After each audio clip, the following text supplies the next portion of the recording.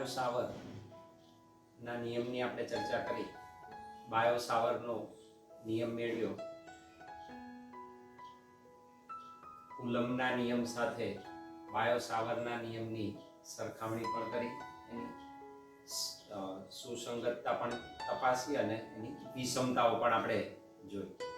આજે હવે આપણે બાયો સાવરના નિયમના ઉપયોગની વાત કરીશું. તો સરળતાથી સહજતાથી ચુંબકીય ક્ષેત્ર મેળવી શકાય એ માટે બાયો સાવરનો નિયમ ખૂબ જ ઉપયોગી છે. તો આપણે વાત કરીશું આપેલા વિદ્યુત પ્રવાહ ધારિત કોઈ વર્તુળાકાર લૂપ અથવા બંધ ગાળો ધરાવતા વિદ્યુત પ્રવાહ ધારિત રિંગના અક્ષ પર ના કોઈ બિંદુએ અથવા વિદ્યુત પ્રવાહ ધારિત બંધ ગાળો જે છે એ બંધ ગાળાની અક્ષ પર મળતા ચુંબકીય ક્ષેત્રના સૂત્રની તારવણી બાયો સાવરના નિયમની મદદથી કરીશું. સૌપ્રથમ એને પહેલા શીખી લઈએ કે છે શું બાયો સાવરનો નિયમ, કેવી રીતે ઉપયોગમાં લેવાય અને આ સૂત્ર કેવી રીતે મળે. ત્યારબાદ આપણે એની નોટ્સ બનાવીશું. તો જો વિદ્યુત પ્રવાહ ધારિત વર્તુળાકાર વાહક ગાળો આપણે લેવાનો છે. અત્યારે આપણે એક જ ગાળો રાખીશું અને વ્યાપક કિસ્સા તરીકે એને આપણે n ગાળાની સંખ્યામાં રૂપાંતરિત કરીશું.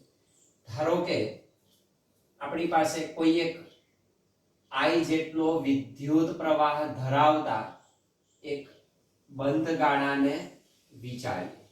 એક બંધ ગાળો છે જેમાંથી સ્થિર વિદ્યુત પ્રવાહ પસાર થાય છે. તો આપેલા બંધ ગાળામાંથી સ્થિર વિદ્યુત પ્રવાહ પસાર થાય છે જે સમય સાથે બદલાતો નથી. ધારો કે આ વિદ્યુત પ્રવાહ ધારિત જે ગાળો છે એ ગાળાની ત્રિજ્યા, વિદ્યુત પ્રવાહ ધારિત ગાળાની ત્રિજ્યા કેપિટલ R છે. આની ત્રિજ્યા કેપિટલ R છે. તો કેપિટલ R ધરાવતો, જેની ત્રિજ્યા કેપિટલ R છે તેવો એક વિદ્યુત પ્રવાહ ધારિત બંધ ગાળો આપણે વિચારેલો છે, રિંગ વિચારેલી છે એમ ગણી શકાય. એનું ઉગમ બિંદુઓ છે. આપણે આપેલ વિદ્યુત પ્રવાહ ધારિત ગાળાની અક્ષ પરના કોઈ બિંદુએ ક્ષેત્ર શોધવું છે. તો એની અક્ષ, એને આપણે x અક્ષ સાથે સંપાત કરી દઈએ. ધારો કે x અક્ષ સાથે એની અક્ષને સંપાત કરેલી છે. આ અક્ષ પરના કોઈ બિંદુ P પાસે, માન લો કે અહીંયા આગળ કોઈ બિંદુ P છે. આ P બિંદુ પાસે આપણે ચુંબકીય ક્ષેત્ર શોધવું છે. તો P બિંદુ પાસેનું ચુંબકીય ક્ષેત્ર આપણે મેળવવું છે.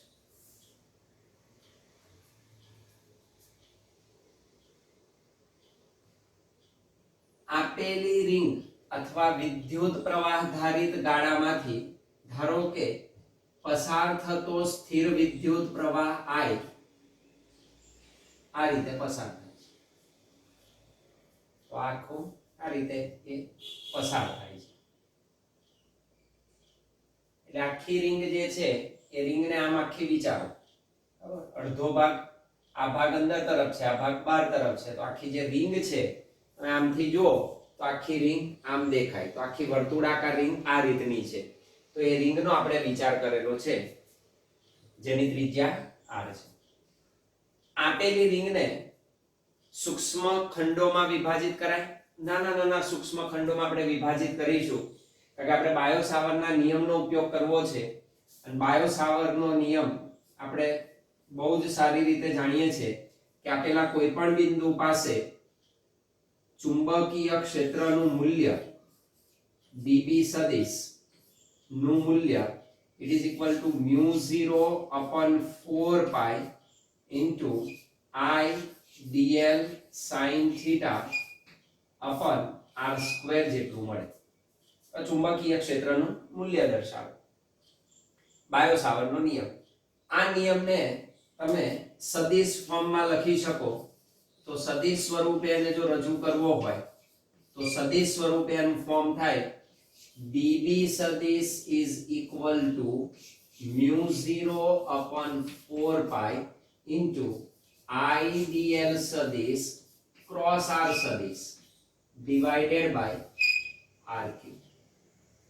તો r સદિશ લખું તો અહીં r cube લખવો પડે. બહુ અગત્યનું સૂત્ર છે સદિશ ફોર્મ.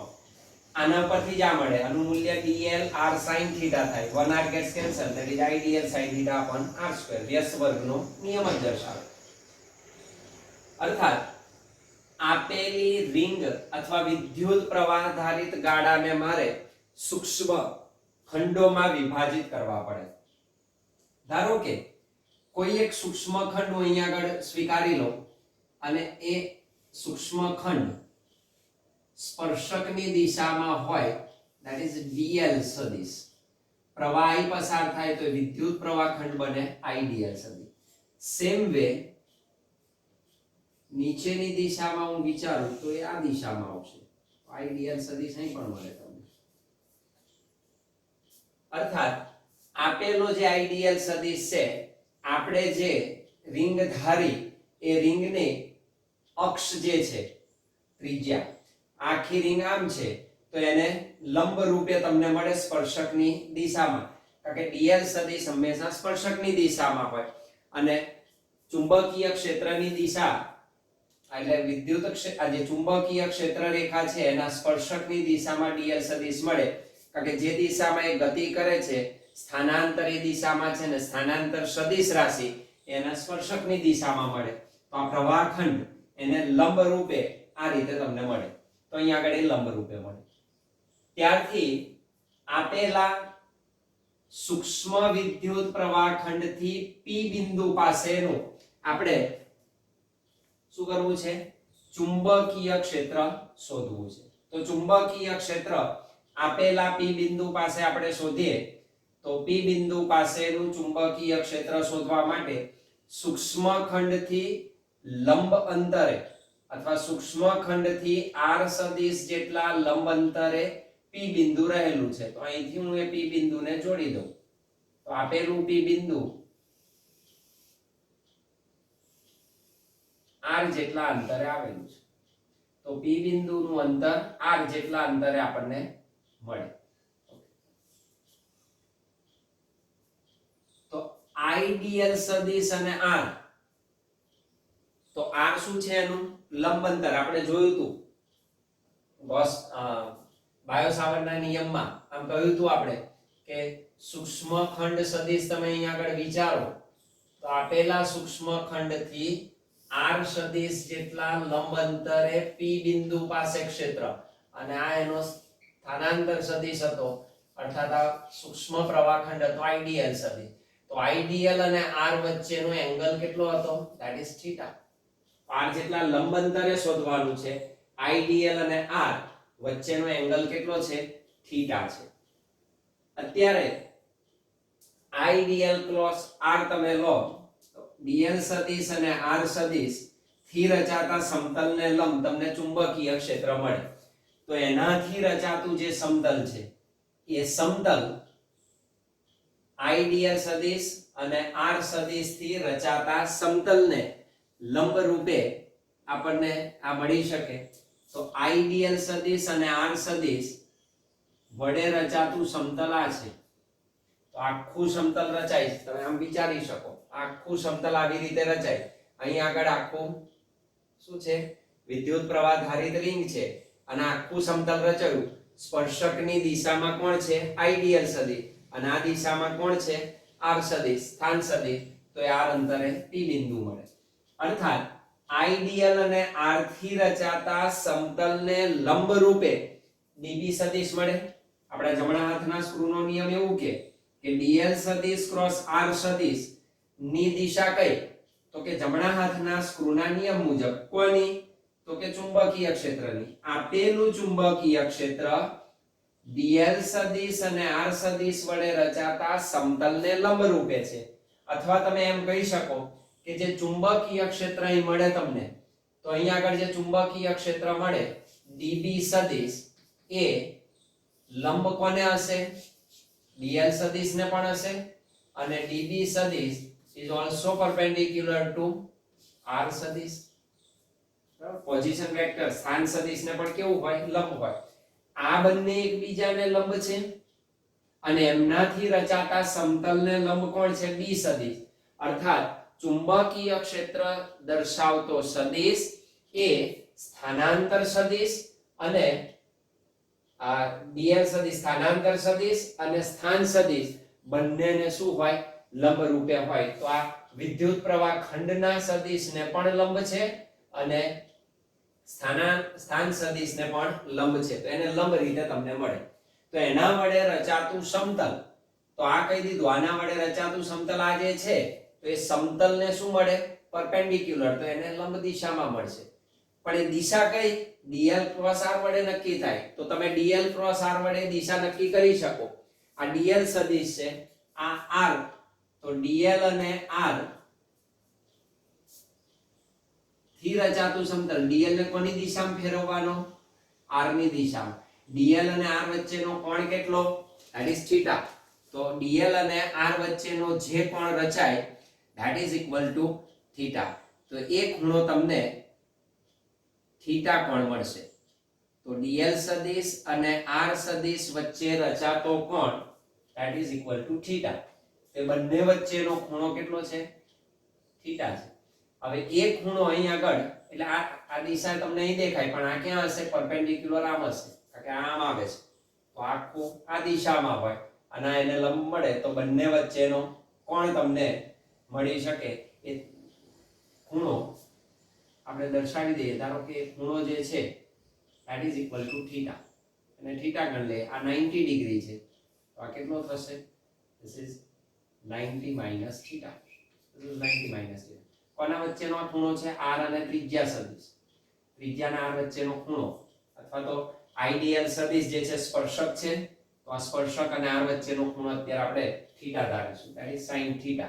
તો આપણે એને થીટા તરીકે દર્શાવીશું, that is equal to theta. અને અત્યારે કેવો છે, પરપેન્ડિક્યુલર. આ દિશામાં પૃષ્ઠને લંબ, બહાર આવતી દિશામાં આવે, આખું સર્કલ ડ્રો કરો તો એને લંબ દિશામાં મને કોણ મળશે, b સદિશ. dl ને r ની દિશામાં ફેરવો, જોઈ લો. dl કયું તેમ ક્યાં છે, પરપેન્ડિક્યુલર આ દિશામાં છે, તો પૃષ્ઠને લંબ આ દિશામાં બહાર આવે છે. અને r સદિશ એ ત્રિજ્યાવર્તી દિશામાં છે. p બિંદુને સેન્ટર ગણી લો તો આખી ત્રિજ્યા રચે. અહીંથી આખું સર્કલ આમ રચાય, આખું સર્કલ આમ રચે છે, તો આ એની ત્રિજ્યા થઈ. અને એને સ્પર્શકની દિશામાં છે તો બંને વચ્ચેનો ખૂણો કેટલો થશે, 90 ડિગ્રી થાય.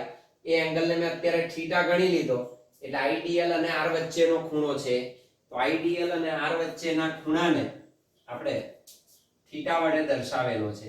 એને લંબ રૂપે ચુંબકીય ક્ષેત્ર હોય તો dl ને r ની દિશામાં ફેરવો. આ દિશામાં છે, r આ દિશામાં છે, અને આની દિશામાં ફેરવો તો આ દિશામાં ફરે. તો સમતલને લંબ રૂપે શું મળે તમને, ચુંબકીય ક્ષેત્ર. તો એ સમતલને લંબ રૂપે ચુંબકીય ક્ષેત્ર માન લો કે આ દિશામાં મળે છે. પૃષ્ઠને લંબ ચુંબકીય ક્ષેત્ર db સદિશ આ દિશામાં છે. એ પણ કેટલો ખૂણો બનાવે, તો આ બંને વચ્ચેનો કોણ પણ કેટલો થશે, જો આ 90 હોય theta, that is equal to 90, તો આ પણ કેટલો હશે 90. this is equal to 90 minus theta. એટલે 90 minus theta it is 90. તો 90 minus theta minus 90 તો કેટલો થશે, that is equal to theta. તો બાકી રહેશે theta. તો આ 90 છે, આ 90 minus theta છે, તો આ કેટલો થાય, theta તમને મળે. તો that is equal to theta. તો એ એંગલ theta મળશે. આપેલો db સદિશ theta એંગલ એ છે, એના કેટલા ઘટક મળે, બે ઘટક મળે.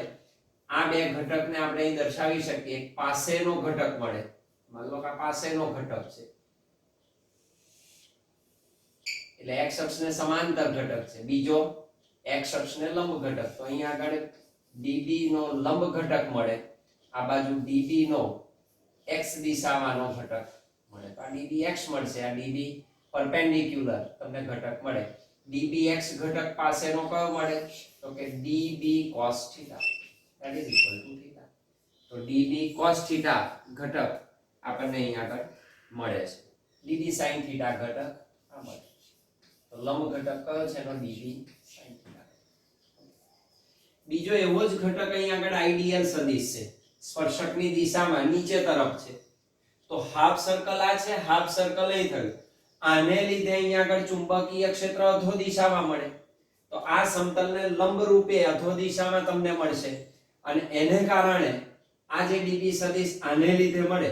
માન લો કે અહીં આગળ હું આ દોરી દઉં તો આ રીતે આ અહીં આગળ પણ મળશે. આની સમમિતિના આધારે આ પણ અંતર r થશે.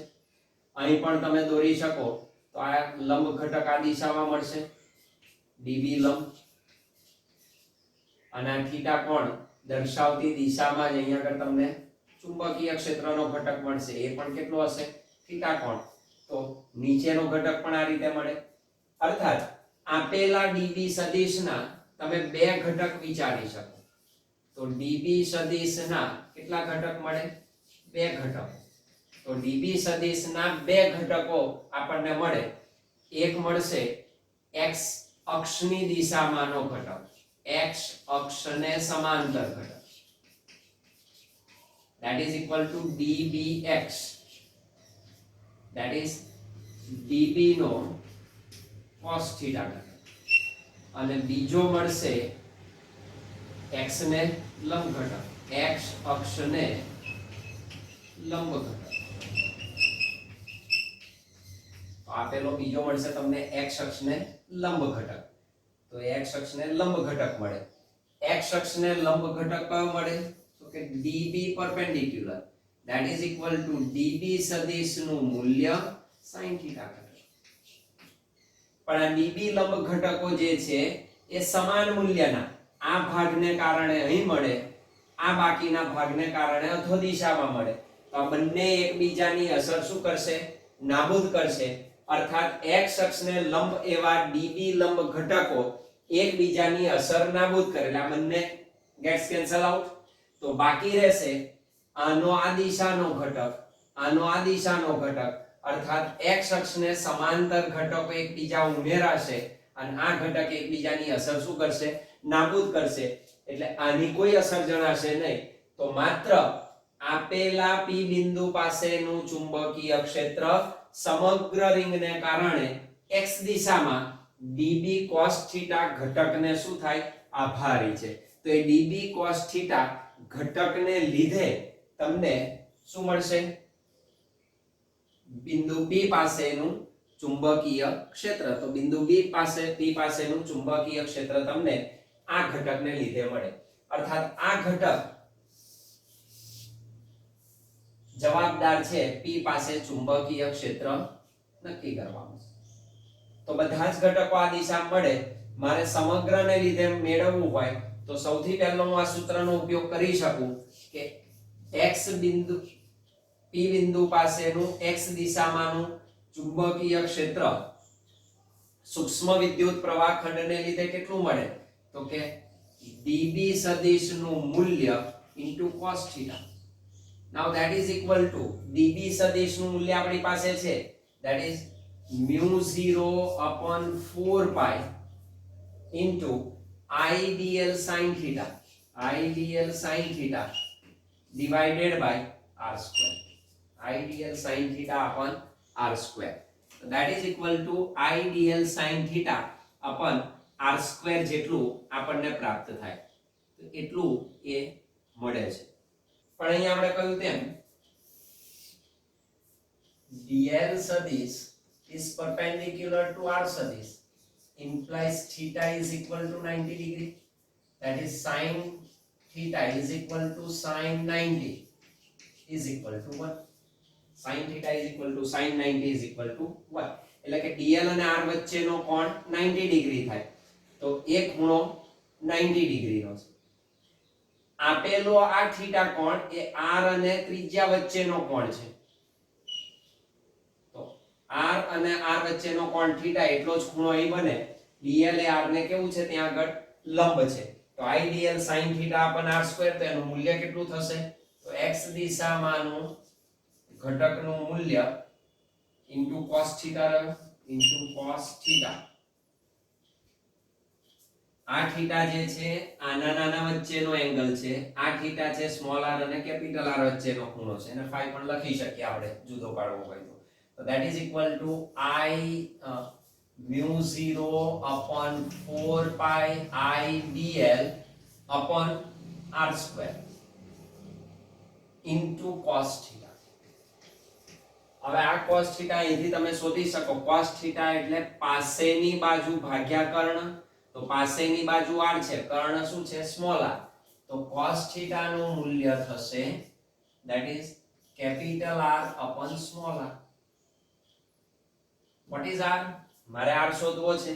તો અહીંથી કેન્દ્રથી x જેટલા અંતરે p બિંદુ પાસે ચુંબકીય ક્ષેત્ર શોધવું છે. તો આ કાટકોણ ત્રિકોણ થાય. આપેલો કાટકોણ ત્રિકોણ તો અહીં આગળ કર્ણનો વર્ગ બે બાજુના વર્ગોના સરવાળા જેટલો થાય. તો અહીં તમે લખી શકો કે r square is equal to capital R square plus x square, અર્થાત r is equal to r square plus x square raised to 1/2. so that means dbx ઘટક કેટલો મળે? તો dbx બરાબર mu 0 upon 4 pi I dl upon r square into cos theta એટલે શું? r upon r is equal to mu 0 upon 4 pi into I dl r upon r cube. So this is equal to mu 0 upon 4 pi into I r upon small r એટલે r square plus x square raised to 1/2. This is x square plus r square raised to 1/2 અને એનો cube એટલે 3/2 into dl. તો સૂક્ષ્મ ઘટકને લીધે p બિંદુ પાસેનું x દિશામાંનું ચુંબકીય ક્ષેત્ર આપણને આટલું મળે. મારે જોઈએ સમગ્ર ઘટકને લીધે. તો સમગ્ર રિંગને લીધે, સમગ્ર વિદ્યુત પ્રવાહ ધારિત વર્તુળાકાર વાહક ગાળાને લીધે p પાસે મળતું ચુંબકીય ક્ષેત્ર ધન x દિશામાં છે અત્યારે. તો એ સમગ્ર રિંગ પરનું, સમગ્ર બંધ ગાળા પરનું સંકલન લઈને આપણે મેળવી શકીએ.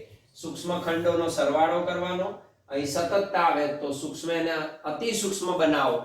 લક્ષ્ય લો તમે કે limit delta L tends to 0, તો એ સરવાળો સંકલનમાં પરિણમે. તો સમગ્રને કારણે p પાસેનું ચુંબકીય ક્ષેત્ર that is equal to b vector is equal to શું લખી શકું? dbx I caret. આનું શું કરવું પડે? સંકલન સમગ્ર બંધ ગાળા ઉપરનું. તો સમગ્ર બંધ ગાળા ઉપરનું that is close integration. તો બંધ ગાળા ઉપરનું સંકલન તમારે લેવું પડે. that is b સદિશ is equal to close integration dbx એટલે એનું મૂલ્ય આપણે શોધી કાઢ્યું. that is mu 0 upon 4 pi I r upon x square plus r square raised to 3/2 into dl. તો p પાસેનું પરિણામી ચુંબકીય ક્ષેત્ર it is mu 0 upon 4 pi I r upon x square plus r square raised to 3/2 close integration dl. It is equal to mu 0 upon 4 pi into IR divided by x square plus r square raised to 3/2. 1dl નું સંકલન l થાય અને બંધ ગાળો વર્તુળ પરનો જે લંબાઈ છે એના પરિઘ જેટલી હોય તેની ત્રિજ્યા કેપિટલ R છે. This is equal to 2 pi. That is 2 pi r. That is equal to 2 pi r. Now this 2 pi gets cancelled. अर्थात b सदिश x અક્ષ ઉપરનું it is equal to અહીંયા આગળ સદિશ છે એટલે અહીંયા આગળ આપણે i કેરેટ મૂકી શકીએ. that is i caret. તો mu 0 I r square divided by 2 x square plus r square raised to 3/2 I caret. તો આપેલા વિદ્યુત પ્રવાહ ધારિત વર્તુળાકાર વાહક ગાળાને લીધે વર્તુળના કેન્દ્રથી તેની અક્ષ પર x જેટલા અંતરે આપેલા બિંદુ p પાસે ઉદ્ભવતું ચુંબકીય ક્ષેત્ર μ0I r² / 2 x² + r² 3/2 જેટલું મળે. આ એક ગાળાને લીધે મળ્યું. હું આને વ્યાપક કરી શકું. જો ગાળાની સંખ્યા n હોય તો આ n ઘણું થાય. તો તમને b સદિશ = μ0 NI r² / 2 x² + r² raised to 3/2 I caret જેટલું મળે. મારે એના કેન્દ્ર પર શોધવું હોય અને સેન્ટર ઉપર શોધવું હોય તો x કેવો થાય 0. તો કેન્દ્ર પર શોધવા x બરાબર 0 લેતા. તો b સદિશ at center = ચાલો x0 આ 0 r² raised to 3/2 એટલે r³ r² એટલે એકલા r છેદમાં રહેશે. તો શું થાય μ0 NI twice r. જો ગાળો એક જ હોય તો n બરાબર 1 મૂકી દેવાનું. that is μ0I 2r તમને મળી શકે. અને જો x is greater than capital R હોય, ત્રિજ્યાના પ્રમાણમાં આ જે અંતર છે ઘણું જ ઘણું દૂર હોય તો છેદમાં x² ની સાપેક્ષ r² ને અવગણતા. તો x² ની સાપેક્ષ r² ને તમે અવગણો તો b સદિશ x થી r કરતા ઘણા મોટા અંતરે શું મળશે? આ 0 થઈ જાય. x² raised to 3/2 that is x3. તો સૂત્ર તમને થશે μ0 NI r² / 2 x3. આ રીતે તમને વિવિધ સૂત્રો પણ મળી શકે. તો આપેલા વર્તુળાકાર ગાળાને કારણે, વિદ્યુત પ્રવાહ ધારિત વર્તુળાકાર ગાળાને કારણે ગાળાના કેન્દ્રથી તેની અક્ષ પરના x જેટલા અંતરે આવેલા p બિંદુ પાસે ઉદ્ભવતા ચુંબકીય ક્ષેત્રનું આ સૂત્ર મળે છે. તો આપણે આ સૂક્ષ્મ ફેરફાર કરી દીધો.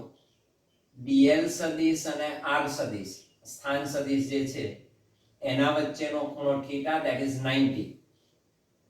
dl સદિશ is perpendicular to r સદિશ implies θ બરાબર 90 ડિગ્રી. અને સ્મોલ r અને કેપિટલ R વચ્ચેના કોણને આપણે phi કહી દઈએ તો 90 - 5 તો આ ખૂણો પણ આપણને કેટલો મળશે phi. તો x અક્ષ સાથે db સદિશ phi કોણ બનાવતી દિશામાં મળે છે. તો એ પણ પરપેન્ડિક્યુલર હોય એટલે આને લંબરૂપે હોય અને આ જેટલો પ્રવાહ પસાર થાય છે. એટલો જરૂરી ફેરફાર કરી દઈએ અને આપણે આગળ લખી શકીએ. ઓકે, તો થિયરીને નોંધે આપણે શું કહે છે તે.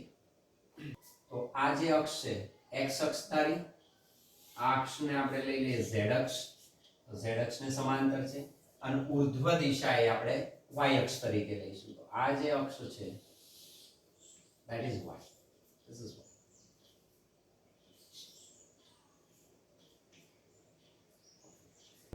આકૃતિમાં કેપિટલ R ત્રિજ્યા ધરાવતા અને સ્થિર વિદ્યુત પ્રવાહ I અને સ્થિર વિદ્યુત પ્રવાહ I ધારી ગોળાકાર વાહક ધ્યાનમાં લે. તો સ્થિર વિદ્યુત પ્રવાહ એટલે કે પ્રવાહ સમય સાથે બદલાતો નથી. તો સ્થિર વિદ્યુત પ્રવાહ ધારિત અને કેપિટલ R ત્રિજ્યા ધારિત એક વાહક ને આપણે વિચારેલ છે. ગોળાકાર અથવા વર્તુળાકાર વાહકને ધ્યાનમાં લીધું. એનું જે કેન્દ્ર છે એ સેન્ટર O ઉપર રાખેલું છે. તો કેન્દ્ર O ઉપર ઉગમ બિંદુ ઉપર રહે તે રીતે તેને કેમ આપણે રાખેલું છે? YZ સમતલમાં. તો આખું જે છે આ z અક્ષ બહારની દિશામાં છે તો આખું એ YZ સમતલમાં ગોઠવેલ છે. તેનું કેન્દ્ર ઉગમ બિંદુ O પર રહે તેમ તેનું કેન્દ્ર ઉગમ બિંદુ O પર રહે તેમ તેને YZ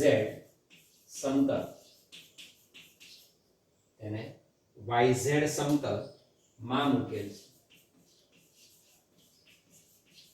તો એની ગોઠવણી આપણે કયા સમતલમાં કરી છે? YZ સમતલમાં એને ગોઠવેલ છે. અને x અક્ષ એ વર્તુળાકાર વાહક ગાળાની શું છે? અક્ષ છે. તો અહીં x અક્ષ એ આ ગાળાની અક્ષ છે. આપેલો વર્તુળાકાર વાહક ગાળો છે એની અક્ષને આપણે x અક્ષ સાથે સંપાત કરેલી છે. ધારો કે P બિંદુએ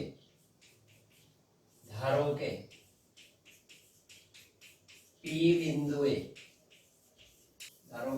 બિંદુ એ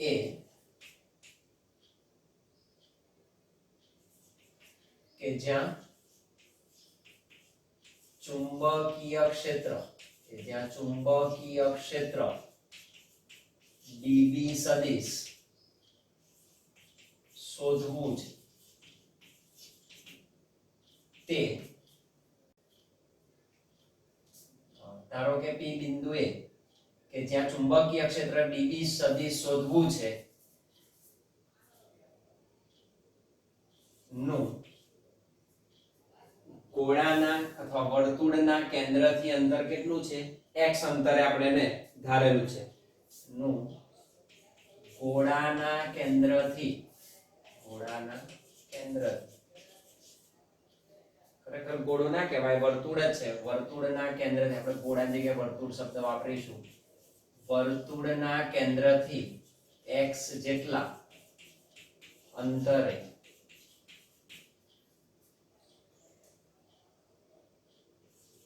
રહે. તો આપેલું P બિંદુ x જેટલા અંતરે આવેલું છે. હવે આપણે વર્તુળાકાર ગાળાનો ખંડ વિચારીશું અને સૂક્ષ્મ ખંડોમાં વિભાજિત કરીએ. આઈડીએલ સદિશ જેટલો સૂક્ષ્મ ખંડ ધ્યાને લઈશું આપણે. તો વાહક ગાળાનો આઈડીએલ સદિશ સૂક્ષ્મ વિદ્યુત પ્રવાહ ખંડ ધ્યાનમાં લેતા. એને વિચારીએ. વાહક ગાળાનો આઈડીએલ સદિશ સૂક્ષ્મ વિદ્યુત પ્રવાહ ખંડ ધ્યાનમાં લેતા અને એને લીધે P બિંદુ પાસે જે ચુંબકીય ક્ષેત્ર મળે એ બાયો સાવરના નિયમની મદદથી મળી શકે. તો આ સૂક્ષ્મ ખંડને લીધે બિંદુ P પાસેનું ચુંબકીય ક્ષેત્ર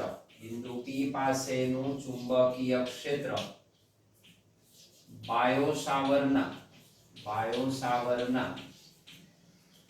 નિયમની મદદથી મેળવી શકાય. આપણે બાયો સાવરના નિયમનો ત્યાં શું કરી શકીએ?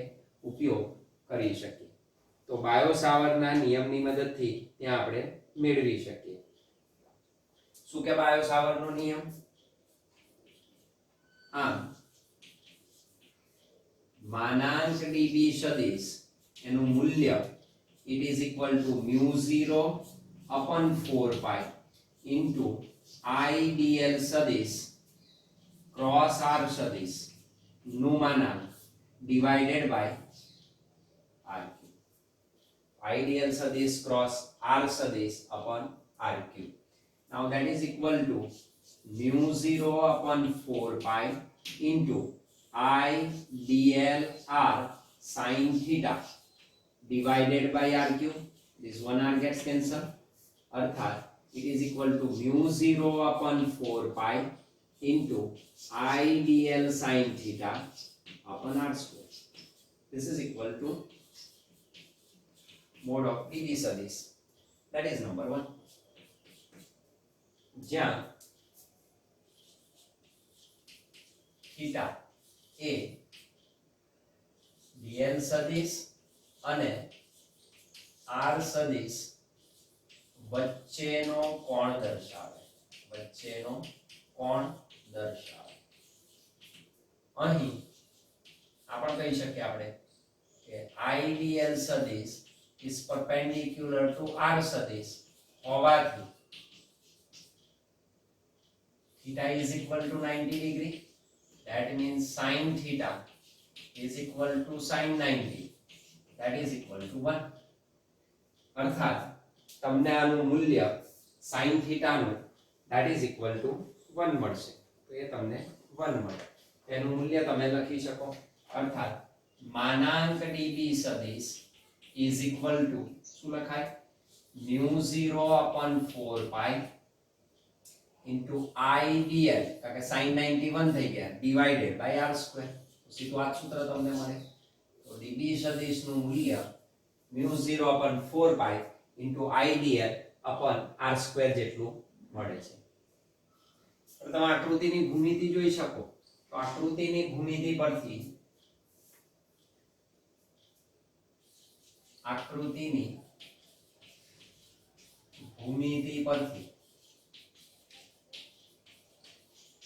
શું લખી શકાય કાટકોણ ત્રિકોણ થાય તો કર્ણનો વર્ગ બે બાજુના વર્ગોના સરવાળા જેટલો થાય.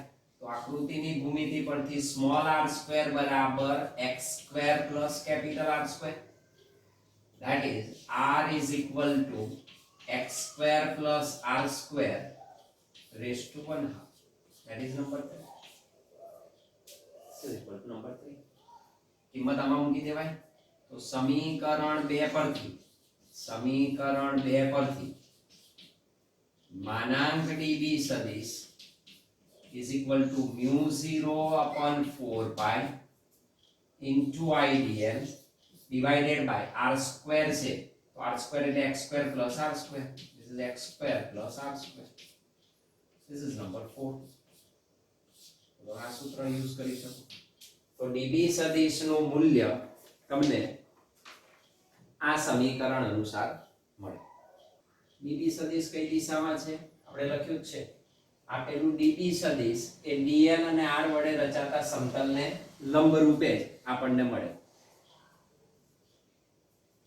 તો db સદિશની દિશા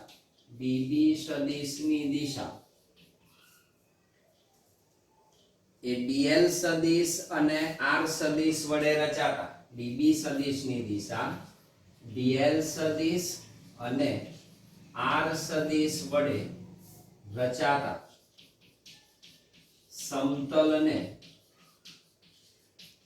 લંબ રૂપે મળે તથા આપેલું db સદિશ જે છે x અક્ષ સાથે અત્યારે કેટલો કોણ રચશે that is equal to 5 તથા db સદિશ એ x અક્ષ સાથે phi કોણ રચે છે. ધારો કે phi જેટલો કોણ એની સાથે રચે છે. અને કોઈ સદિશ જ્યારે ખૂણો બનાવતી દિશામાં હોય તો આપણે એના હંમેશા બે ઘટકો લઈએ છીએ.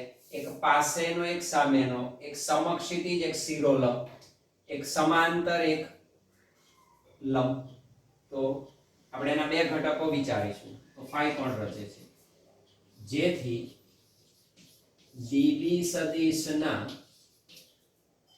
બે ઘટકો વિચારતા એક x અક્ષને સમાંતર ઘટક મળશે અને બીજો x અક્ષને લંબ ઘટક મળશે.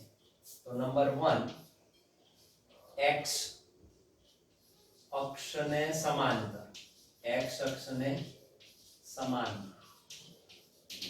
that is x ઘટક કેટલો તો કે db x is equal to db નું મૂલ્ય into cos phi. dbx બરાબર db cos phi અને બીજો ઘટક મળશે x અક્ષને લંબ ઘટક x અક્ષને લંબ that is x ને લંબ ઘટક કયો db perpendicular અથવા dby દિશાનો પણ લખી શકો that is dby is equal to db સદિશનું મૂલ્ય into sin phi આ બે ઘટક આપણને પ્રાપ્ત થાય હવે સમગ્ર ગાળાની તમે વાત કરો તો અડધા ભાગને લીધે db સદિશ અહીં મળે બાકીના અડધાને લીધે db નીચે મળે તો એના જે બે ઘટકો મળે એ બે ઘટકોમાંના db લંબ ઘટકો સમાન મૂલ્યના પરસ્પર વિરુદ્ધ દિશામાં હોવાથી એકબીજાની અસરને શું કરશે નાબૂદ કરે એટલે માત્ર તમને x દિશાનો db ઘટક જ પ્રાપ્ત થાય અહીં db સદિશના બે ઘટકોમાંના db લંબ ઘટકો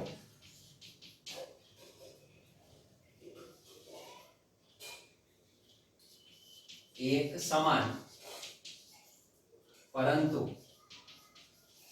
પરસ્પર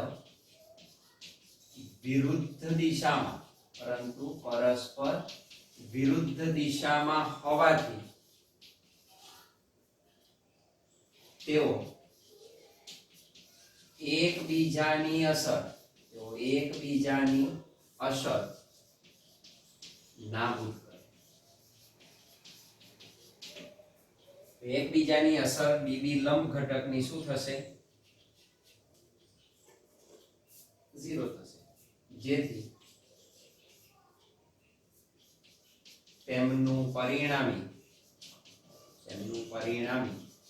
શૂન્ય મળે તો આ લંબ ઘટકોનું પરિણામી કેવું મળે 0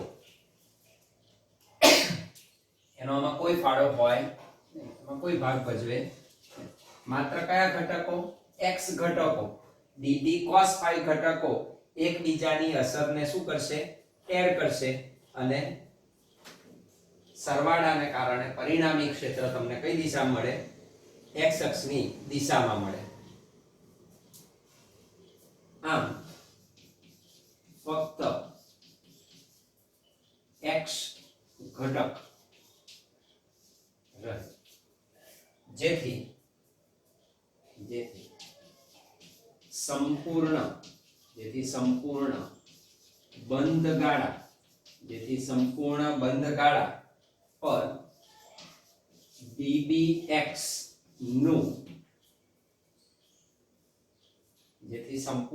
બંધ ગાળા પર dbx નું આ ઘટકનું સંકલન લેતા p પાસેનું આપણને પરિણામી ક્ષેત્ર મળે સંકલન લેતા x દિશામાંનું પરિણામી ચુંબકીય ક્ષેત્ર પ્રાપ્ત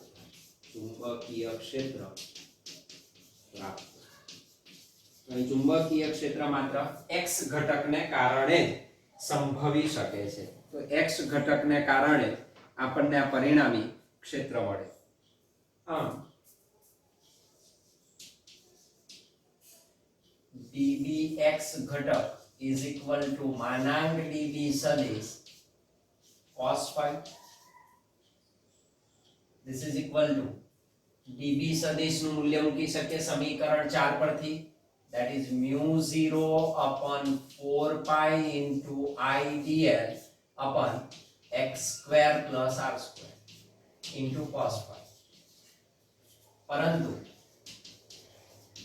cos phi is equal to આકૃતિની ભૂમિતિ પરથી cos phi એટલે શું પાસેની બાજુ ભાગ્યા કર્ણ capital R upon small r this is equal to r upon small r એટલે શું થાય તો કે x square plus r square raised to 1 half Pythagoras પ્રમેય મુજબ આપણે આગળ કિંમત શોધી તો r નું મૂલ્ય કેટલું થશે તમને અહીંયા આગળ this r is nothing but x square plus r square raised to 1 half કે આ તો આપણે ધારેલી છે, આપણને આ બે મૂલ્યો કઈલા છે, x અંતરે r ત્રિજ્યા વાળી વર્તુળાકાર વાહકનું, એટલે આપણે એના સ્વરૂપે એને રૂપાંતરિત કરવું પડે, અર્થાત dbx, તો એનો x દિશામાંનો ઘટક તમને પ્રાપ્ત થાય તો db of x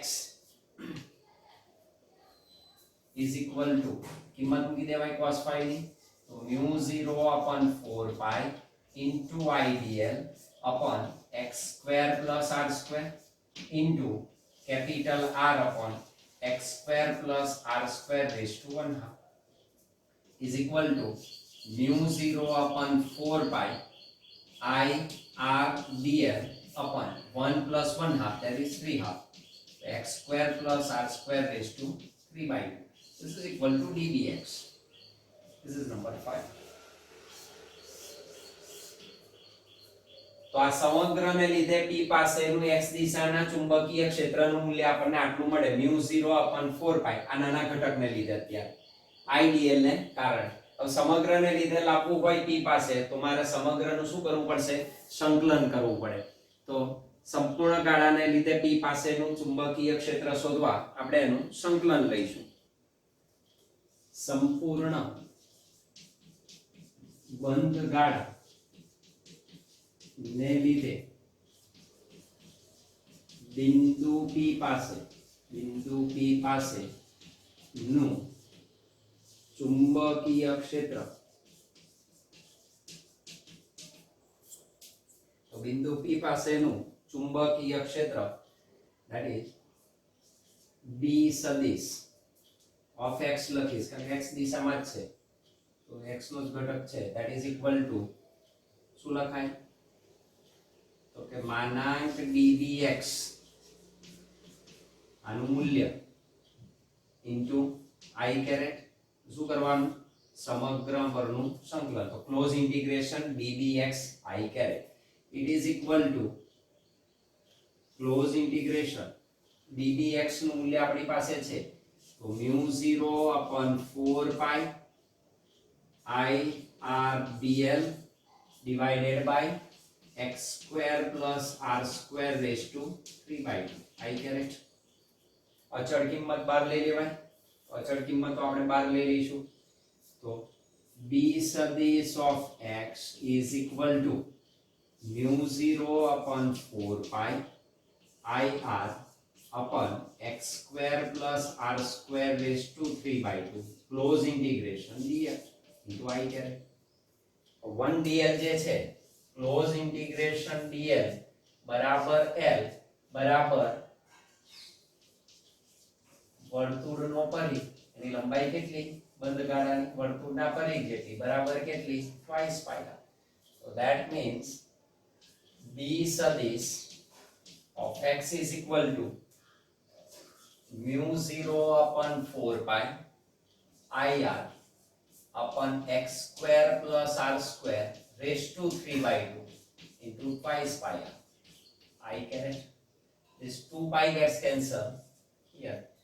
That is b સદિશ of x, x નું વિધેય છે, μ0 I r square divided by 2 x square plus r square raised to 3/2 I caret. આ તમને ફાઇનલ સૂત્ર મળે. That is number 6. એના જુદા કિસ્સાઓ લખી દઈએ એટલે દાખલા માટે કામ લાગે. વિશિષ્ટ કિસ્સાઓ,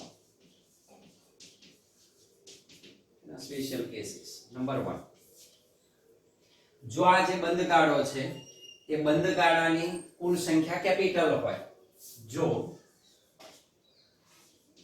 વર્તુળાકાર ગાળાની સંખ્યા કેપિટલ n હોય તો આ ક્ષેત્ર n ગણું થાય, હોય તો b સદિશ of x is equal to μ0 ni r square divided by 2 x square plus r square raised to 3/2 I caret. તો સૂત્ર આ મળે. નંબર 2, જો મારા વર્તુળાકાર વાહકના કેન્દ્ર પર ચુંબકીય ક્ષેત્ર શોધવું હોય તો x બરાબર શું લઈ લેવાનું?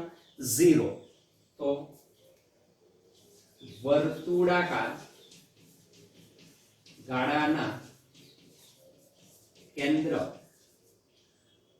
પાસેનું ચુંબકીય ક્ષેત્ર.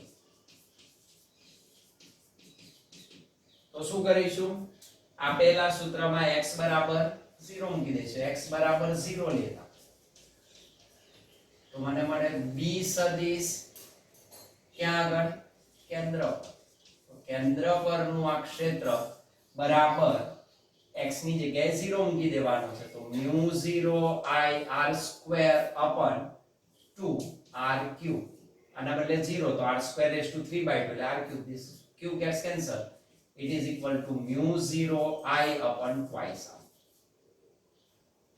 નંબર 8 તો પણ મળે.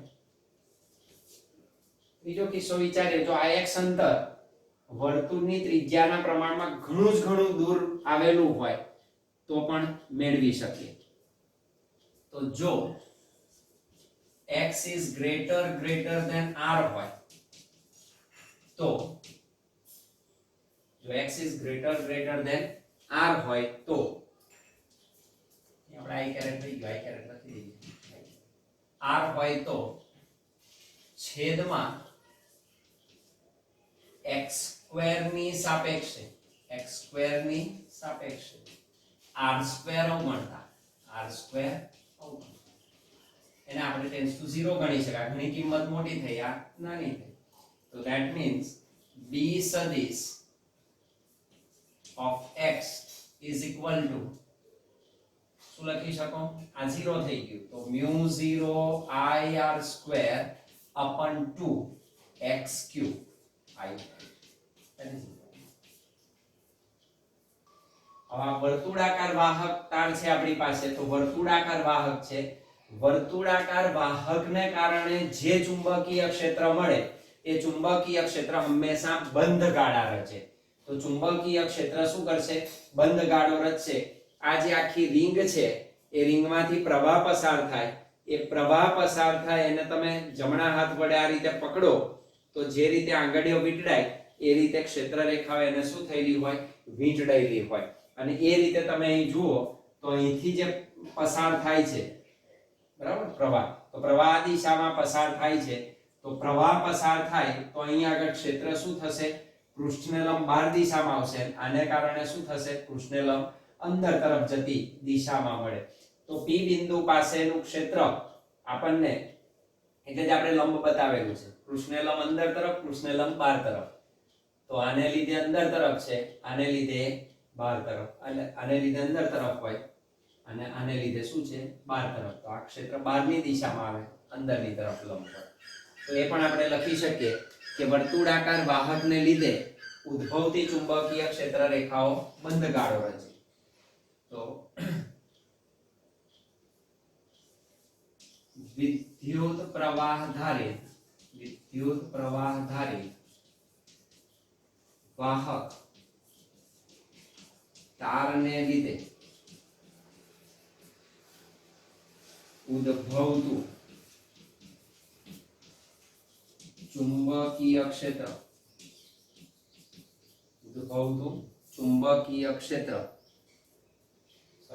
તારને લીધે ઉદ્ભવતી ચુંબકીય ક્ષેત્ર રેખાઓ બંધ ગાળો રચે છે. અને એના માટેનો નિયમ છે અંગૂઠાનો નિયમ. જે દિશામાં ચુંબકીય ક્ષેત્ર હોય, આપેલા ચુંબકીય ક્ષેત્ર ની દિશા આપણે નક્કી કરી શકીએ. તો પાંચમા મુદ્દામાં આપણે ચુંબકીય ક્ષેત્રની દિશા લખીશું. કઈ દિશામાં? ચુંબકીય ક્ષેત્રની દિશા. ચુંબકીય ક્ષેત્ર કઈ દિશામાં હોય એનો નિયમ છે. તો ચુંબકીય ક્ષેત્રની દિશા જમણા હાથના અંગૂઠાના નિયમ પરથી આપણે આપી શકીએ. તો એ જમણા હાથના અંગૂઠાનો નિયમ ઉપયોગમાં લઈ શકાય. ચુંબકીય ક્ષેત્રની દિશા ક્ષેત્રની દિશા જમણા હાથના અંગૂઠાના નિયમ પરથી મેળવી શકાય. તો એ નિયમ જમણા હાથના અંગૂઠાનો શું કરવાનું? અહીં ચેક કરો તમે. આપણું જે વર્તુળાકાર વાહક ગાળો છે એ વર્તુળાકાર વાહક ગાળો આમ છે, બરાબર? આખો વર્તુળાકાર વાહક ગાળો જે છે XY સમતલમાં છે, એટલે આમ આખો આપેલો છે આ રીતે. આ દિશામાં પ્રવાહ વહે છે, તો આ ગાળામાં આ દિશામાં પ્રવાહ વહે. જે દિશામાં પ્રવાહ વહેતો હોય એ દિશામાં જમણા હાથની જે આંગળીઓ છે વાળી દેવાની. તો જમણા હાથની આંગળીઓ આ દિશામાં વાળી દઈશું, કારણ કે પ્રવાહ આ દિશામાં વહે છે. તો પ્રવાહ આ દિશામાં વહેતો હોવાથી જમણા હાથની આંગળીઓ એ દિશામાં વાળી દેવાની, અને અંગૂઠો જે દિશામાં મળે એટલે કે YZ સમતલ છે અને લંબ દિશામાં તમને અંગૂઠો રહેશે. તો આ જે છે તો અંગૂઠો આ રીતે અહીંયા કરે, તો એ દિશા થઈ તમારી X અક્ષની દિશા. તો જે દિશામાં આપેલો અંગૂઠો રહે એ દિશા ચુંબકીય ક્ષેત્રની દિશા હોય, જે આપણે મેળવી, that is I caret.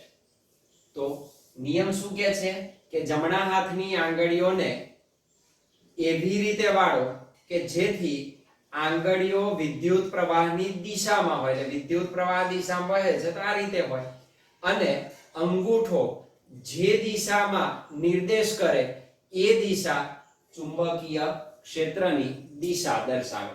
તો આ તમારો જમણા હાથનો નિયમ છે. તો તમારા જમણા હાથની મુઠ્ઠી વર્તુળાકાર તાર અથવા વાહક વર્તુળાકાર તાર ની ફરતે એવી રીતે વાળો. તમારે મુઠ્ઠી બનાવવાની છે, તમારે મુઠ્ઠીને એવી રીતે એની ફરતે વાળવાની છે કે જેથી આંગળીઓ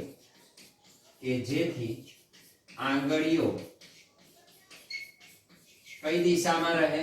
કહ્યું તેમ વિદ્યુત પ્રવાહની દિશામાં હોય. જેથી આંગળીઓ વિદ્યુત પ્રવાહની દિશામાં હોય.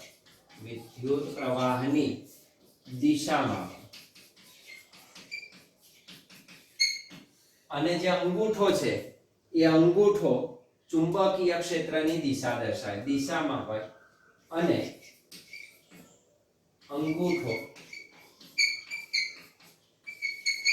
ચુંબકીય ક્ષેત્રની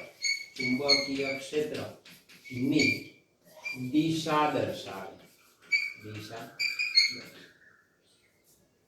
તો તમારા જમણા હાથની મુઠ્ઠી વર્તુળાકાર તારની ફરતે એવી રીતે વાળવાની કે જેથી આંગળીઓ વિદ્યુત પ્રવાહની દિશામાં રહે, અને અંગૂઠો જમણા હાથનો અંગૂઠો એ ચુંબકીય ક્ષેત્રની શું દર્શાવે? દિશા દર્શાવે. તો ચુંબકીય ક્ષેત્રની દિશાને રજૂ કરતો આ જમણા હાથના અંગૂઠાનો નિયમ થયો.